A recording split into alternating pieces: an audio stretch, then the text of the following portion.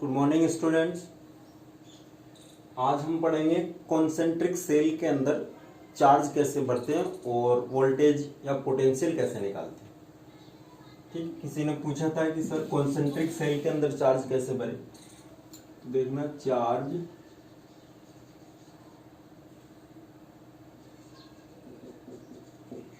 Field in concentric cell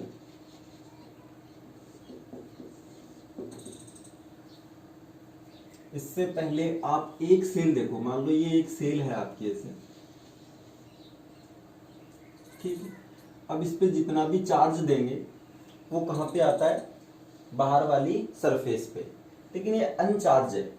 अनचार्ज मतलब इस पे जो टोटल क्यू चार्ज है वो कितना है, 0 है।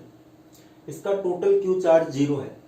अब यदि इसके सेंटर में यहां पर कहे कि स्मॉल क्यू चार्ज रख देते हैं, एक बिंदुवर्त चार्ज रख देते हैं, छोटे वाला क्यू।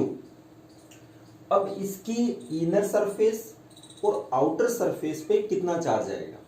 इस सेल है तो इस सेल को मान लो थोड़ा जूम कर लेते हैं। इस सेल में मान लो ये तो आपकी इनर सरफेस है और ये क्या है, आउटर सरफेस है।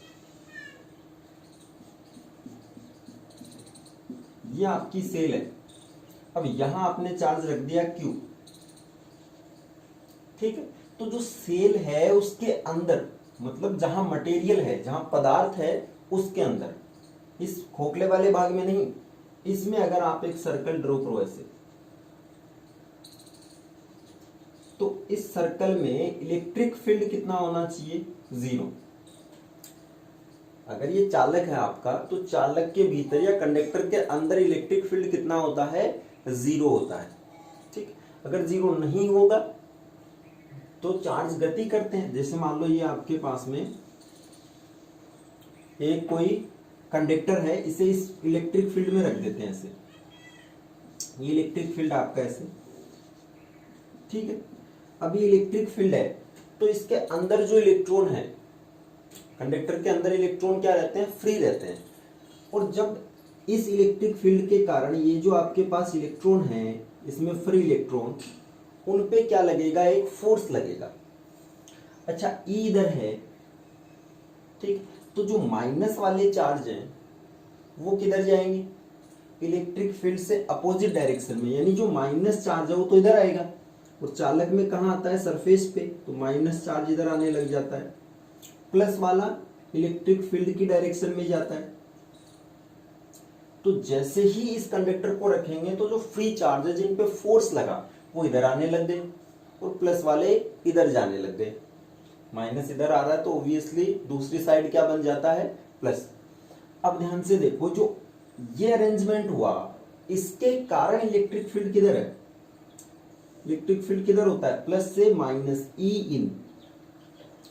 अब अगर कोई भी इलेक्ट्रॉन इसके अंदर है फ्री और उस पर इलेक्ट्रिक फील्ड लग रहा है तो वो गति करेगा। अब ये गति करना कब बंद करेगा, जब इस पे इलेक्ट्रिक फील्ड कितना हो जाए, 0, है ना। अगर इस पे इलेक्ट्रिक फील्ड है तो ये गति करेगा, गति करेगा तो ये बाहर जाएगा, ठीक, बाहर यानी सरफेस पे जाएगा। ये तब तक गति करेगा जब तक ये दोनों बराबर ना हो जाए, ये दोनों बराबर ना हो जाए। जैसे ये बराबर होगा, अंदर इलेक्ट्रिक फील्ड कितना हो जाएगा, 0। अब गति करना रुक जाएंगे। इसलिए जब भी कोई कंडक्टर है, अगर वो इलेक्ट्रिक फील्ड में है या नहीं भी है, तो उसके भीतर इलेक्ट्रिक फील्ड कितना होता है, 0। क्योंकि यदि भीतर इलेक्ट्रिक फील्ड हुआ तो इसके फ्री इलेक्ट्रॉन फोर्स के कारण गति करते हैं और स्वतः ही ऐसा अरेंजमेंट कर लेते हैं कि इसके अंदर इलेक्ट्रिक फील्ड कितना बन जाए, 0 बन जाए। अब जहां इलेक्ट्रिक फील्ड 0 है वहां से फ्लक्स कितना बाहर जाएगा, 0। हमने तो कहा था कि कोई भी अगर कंडक्टर है तो उसके भीतर से फ्लक्स कितना आता है, 0। कंडक्टर के भीतर फ्लक्स नहीं होता। तो इस वाली गाउसियन पृष्ठ से कितना सरफेस, कितना फ्लक्स बाहर निकलेगा, समेशन क्यू इन बटे एप्सिलॉन नॉट, वो कितना होना चाहिए, 0। अब ये फ्लक्स 0 होना चाहिए, तो ये कब 0 होगा, जब समेशन क्यू इन कितना हो, 0। अब ये जो गाउसियन पृष्ठ माना है, इसके अंदर कितना चार्ज है, क्यू चार्ज है, तो 0 नहीं हो सकता। जबकि करना कितना है 0, क्योंकि 0 तो होना चाहिए। ठीक, तो यहाँ पे कितना चार्ज मान लेंगे इनर वाली सरफेस पे, -q चार्ज। कितना मान लेंगे -q, तो q और -q कितना हो जाएगा 0। तो अंदर वाली जो इनर सरफेस है उस पे कितना आ जाएगा -q। अब जो बाहर वाली सरफेस है, क्योंकि इस सेल पे टोटल चार्ज कितना है 0 है, अब 0 है तो -q यहां आ गया, तो +q कहां आ जाएगा बाहर वाली सरफेस पे, +q कहां आ जाएगा बाहर वाली सरफेस पे। अब सोचो मैंने ये कहा होता कि यहाँ 2q चार्ज है, इस वाली सेल पे 2q चार्ज है, तो कैसे अरेंज होता, तो ये q ये तो -q ही आता, क्योंकि जब ये सर्कल हम ड्रॉ करेंगे ऐसे तो उससे फ्लक्स बाहर 0 निकलना चाहिए था। तो फिर से अगर यहाँ q है तो यहाँ कितना आएगा -q, लेकिन इस बार यहाँ 2q माना है, तो इस सेल पे total charge inner plus outer मिलकर के कितना होना चाहिए था 2q। यहाँ -q है तो यहाँ कितना आए कि दोनों को जोड़े तो 2q बन जाए, तो कितना आ जाएगा 3q, 3q -q कितना बच गया 2q। ठीक है, तो ऐसे हम चार्ज भरेंगे। जैसे यहाँ 2q है, मान लो इस पे 2q चार्ज है, तो इनर पे -q बाहर पे 3q, ऐसे चार्ज अरेंज होगा। अब देखो एक एग्जांपल लेते हैं।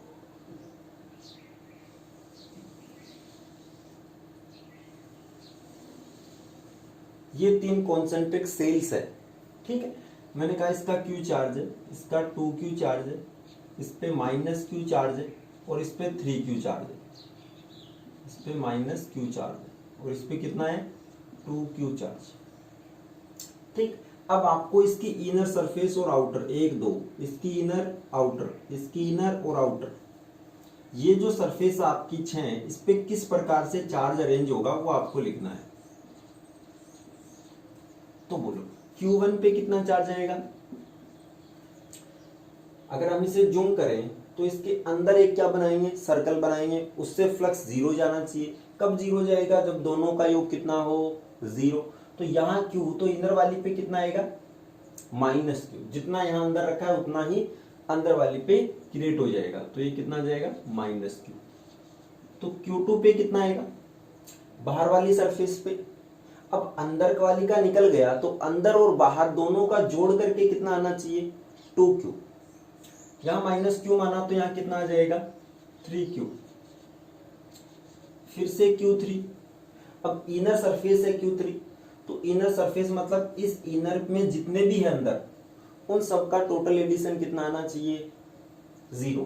तो यहाँ q, यहाँ 2q कितना हो गया 3q, तो अंदर वाली पे कितना आ जाएगा -3q। या आप अंदाजा यहां से भी लगा सकते हो, अगर दूसरी पे 3q आया है तो उस पे उतना ही नेगेटिव आ जाएगा, यहां जितना नेगेटिव हो उतना यहां पॉजिटिव आ जाएगा। तो Q4 कितना आएगा, अब 3 और 4 पे मिलकर के कितना होना चाहिए -q, 3 और 4 पे मिलकर के कितना होना चाहिए -q।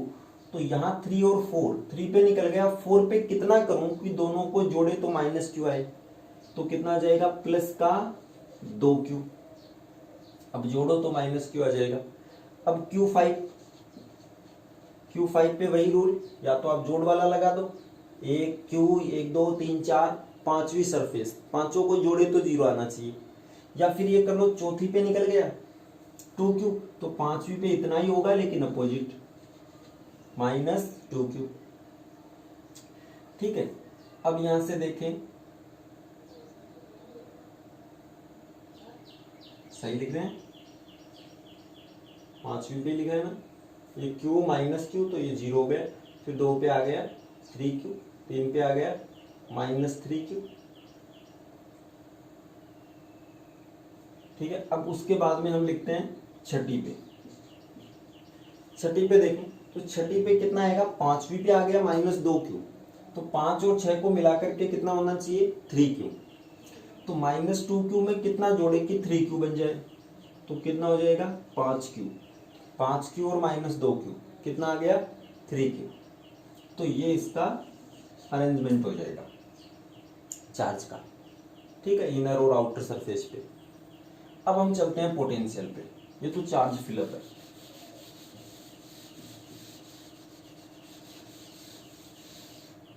हमने 3 कॉन्सेंट्रिक सरफेस लिए, वही 1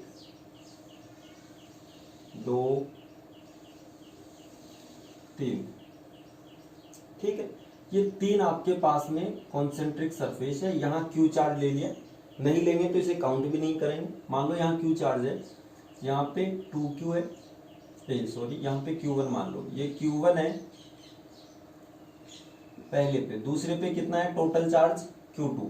तीसरे पे कितना है Q3। पहले की रेडियस R1, दूसरे की रेडियस R2, तीसरे की रेडियस R3, ठीक है। अब आपको पोटेंशियल निकालना है, ठीक है। कहीं पर भी पूछ सकता है, बाहर, यहाँ यहाँ यहाँ, ठीक है। तो पहले हम ले लेते हैं जब R की वैल्यू ग्रेटर देन R3 हो तब पोटेंशियल कितना होगा। यानी इस बार हमारा पॉइंट कहाँ है, बाहर है।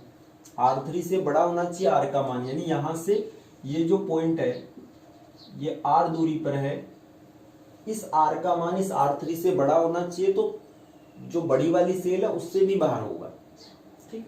तो यहाँ पे देखो अब पोटेंशियल कितना हो जाएगा, सबके कारण होगा, इस वाली सेल के कारण। हम चालक गोला या हम कहें गोलीय कोष, उसके बाहर पोटेंशियल कितना होता है, K, उस पे चार्ज Q3 बटे दूरी R, यही होता है KQ बटे R। तो V आउट लिखें तो कितना होता है KQ बटे स्मॉल r, प्लस इस दूसरे गोले के भी बाहर है तो कितना आ जाएगा KQ2 बटे R। तीसरे गोले के भी बाहर है KQ1 बटे R। अब इस ये क्या है आपके पास पॉइंट चार्ज, पॉइंट चार्ज के कारण भी कितना होता है KQ बटे R। तो ये आ जाएगा आपके पास KQ, Q1, Q2, Q3 बटे R। इसी प्रकार दूसरा पॉइंट, जब R का मान R2 से बड़ा है लेकिन R3 से छोटा है, मतलब इस बार पॉइंट कहां पर है, यहां ना होकर इस वाली सेल में है। R3 से छोटा होना चाहिए और R2 से बड़ा होना चाहिए, तो इसमें आएगा। अब इसमें कितना चार्ज होगा, इसमें कितना पोटेंशियल होगा। तो यहां की बात करें तो इस छोटे वाले बिंदुवत आवेश के कारण इसके तो बाहर है, तो KQ बटे R, बिंदुवत आवेश के कारण यही होता है। अब ये दूसरा सेल देखो, इसके तो बाहर स्थित है तो इस पे भी होगा KQ1 बटे R। दूसरे वाले के भी बाहर है तो KQ2 बटे R, प्लस अब तीसरी वाली सेल देखो, तीसरी वाली सेल के अंदर है, तो सेल के अंदर पोटेंशियल कितना होता है, जीरो नहीं होता, इलेक्ट्रिक फील्ड जीरो है ना। अगर कोई हम अकेली सेल की बात करें तो उसके अंदर इलेक्ट्रिक फील्ड जीरो है लेकिन पोटेंशियल जीरो नहीं है। पोटेंशियल कितना होता है, जितना सरफेस पे है, KQ बटे कैपिटल R होता है भी। तो यहां भी KQ3 बटे कैपिटल R, मतलब इसकी रेडियस कितनी है R3। तो ये और ये रिजल्ट दोनों अलग रिजल्ट है, ठीक है, ये आएगा। अब आपको ये कह दे कि R2 से तो छोटा है, ये बड़ा है, थोड़ा गलत लिख दिया, R2 से बड़ा है, R3 से, सही को लिखा था, यहां लिया था, यानी R3 से तो छोटा है और R2 से बड़ा है। इस बार हम कहां ले लेते हैं पॉइंट को, यहां पर, ठीक है। तो R2 से तो R1 से तो बड़ा है और R2 से छोटा है, तो पोटेंशियल कितना होगा। अब देखो इसके कारण बिंदुवत चार्ज के कारण KQ बटे R ये दूरी है यहां से यहां तक, इसके भी बाहर है तो KQ1 बटे R, प्लस लेकिन दूसरे के अंदर है, तो दूसरे के अंदर है तो अंदर कितना होता है KQ2 बटे कैपिटल R, यानी इसकी त्रिज्या R2। तीसरे के भी अंदर है तो इसमें भी KQ3 बटे कैपिटल R यानी R3। तो इस प्रकार से पोटेंशियल होगा, निकाल लोगे। अंदर है तो सरफेस वाला लगा देंगे, बाहर है तो ये रूल लगा देंगे और सबको ऐड करते जाएंगे। ठीक है।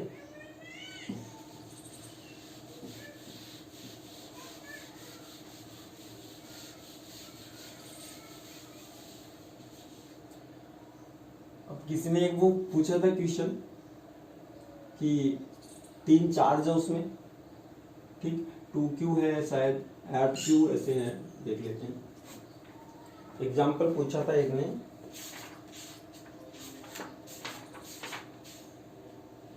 जिसमें 3 चार्ज थे आपके, ये रहे Q, 2Q और 8Q, है ना। ये तीनों 9 सेंटीमीटर लंबी दूरी पर रखने हैं, 9 सेंटीमीटर लंबी दूरी पर रखने हैं। इन आवेशों को कहाँ रखे ताकि निकाय की स्थितिज ऊर्जा क्या हो, न्यूनतम हो सके। ऐसा ही क्वेश्चन एक लास्ट वाला है जिसमें Q, 2Q, XQ है। निकाय की स्थितिज ऊर्जा शून्य होने के लिए x का मान कितना होगा। शून्य और न्यूनतम दोनों एक चीज नहीं है। न्यूनतम कितना भी हो सकता है, शून्य में शून्य होना चाहिए। अब पहला रूल ये है कि कोई निकाय जो है उसकी ऊर्जा क्या होती है, अनंत से उन आवेशों को वहां जिस बिंदु है उस बिंदु तक लाने में किया गया कार्य।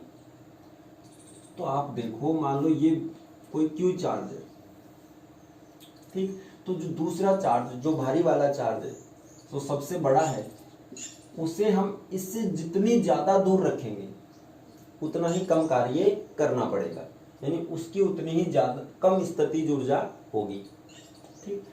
तो स्थितिज ऊर्जा न्यूनतम जब भी दे तो जो बड़े वाले चार्ज हैं वो अधिकतम दूरी पे होने चाहिए। अधिकतम दूरी कितनी है, 9 सेंटीमीटर। तो ये 2Q और ये 8Q दोनों अधिकतम दूरी पे होने चाहिए, यानी कितनी दूरी पे होने चाहिए, 9 सेंटीमीटर, ठीक। अब एक तीसरा चार्ज रखते हैं, तो यहां से x सेंटीमीटर पे रख दिया, मान लो ये कितना है, Q।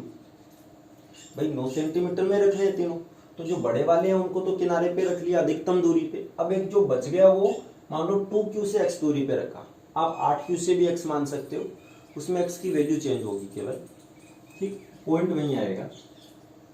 अब देखें आप, इसकी स्थितिज ऊर्जा न्यूनतम होनी चाहिए, तो न्यूनतम और अधिकतम जब भी आए तो हम प्रथम अवकलन कितना करते हैं, 0।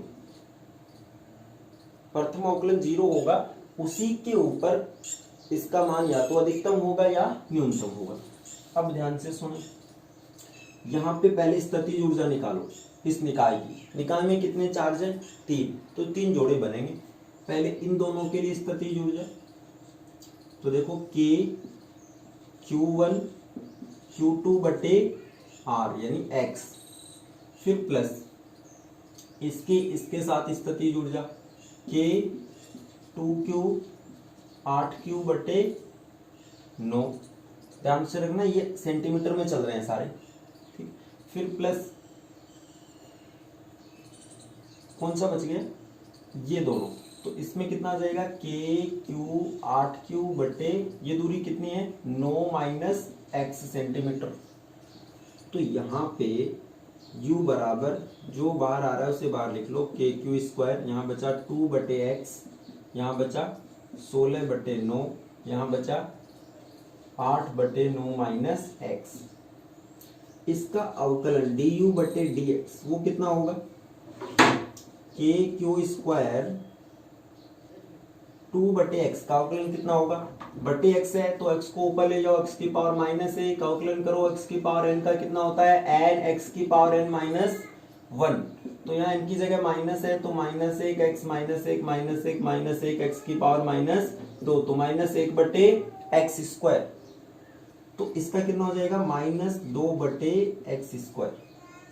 16 बटे 9 में कोई x नहीं है, कांस्टेंट का अवकलन 0, 8। यहाँ 9 माइनस एक्स, ठीक इसी प्रकार से करेंगे तो क्या आ जाएगा, 9 माइनस एक्स का होल स्क्वायर, और यहाँ क्या आएगा, माइनस। लेकिन जो अंदर है 9 माइनस एक्स, उसका एक बार और अवकलन करो तो 9 का 0 माइनस एक्स का -1, तो फिर से क्या हो जाएगा, प्लस, ये मान आ जाएगा। अब ये कितना होना चाहिए, 0। भाई न्यूनतम है, यहाँ लिख देंगे फॉर मिनिमम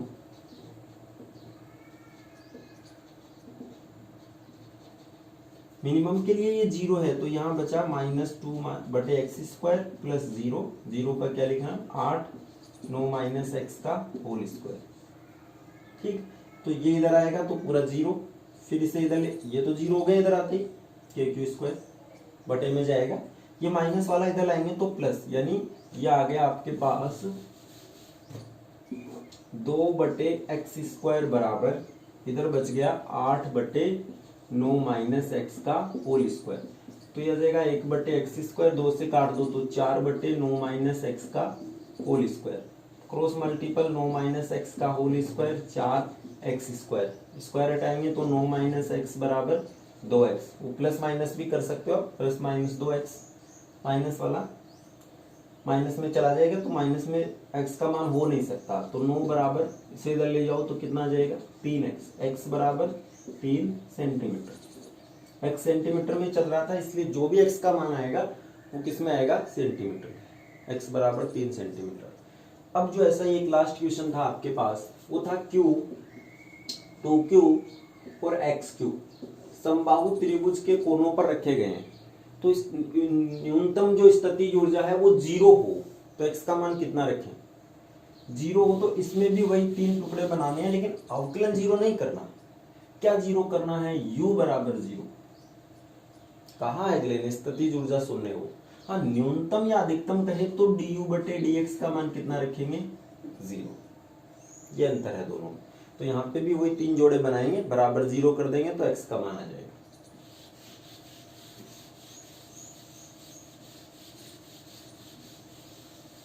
एक क्वेश्चन कुछ ऐसा ही था, ये मान लो 4 कूलाम, ये -4 कूलाम, यानी ये क्या बन गया आपका द्विध्रुव है। अब इसमें ये निरक्ष ले ली, बीच से पॉइंट लिया एक, ये कहा कि ये A है तो ये भी A है, तो ये निरक्ष हो गई।